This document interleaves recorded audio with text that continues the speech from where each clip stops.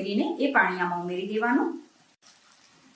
અને શાકમાં નોર્મલ પાણી યુઝ કરવાના બદલે ગરમ પાણી યુઝ કરવાનું છે, જેથી શાકનો કલર અને સ્વાદ બંને ખૂબ જ સરસ આવે. જેમ જેમ ગ્રેવી કૂક થતી જાય એમ એને આ રીતે થોડું થોડું મેશ કરતા જવાનું છે. તો હવે આ ગ્રેવી સરસ રીતે કૂક થઈ ગઈ છે.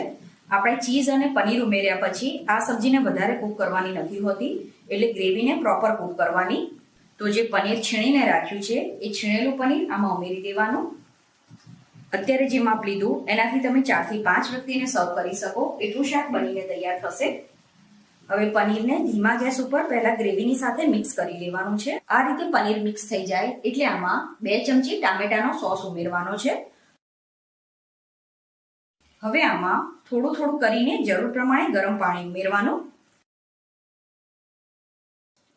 અને આને ઢાંકવાનું નથી, ખુલ્લું જ આપણે 2 મિનિટ માટે કૂક કરવાનું છે.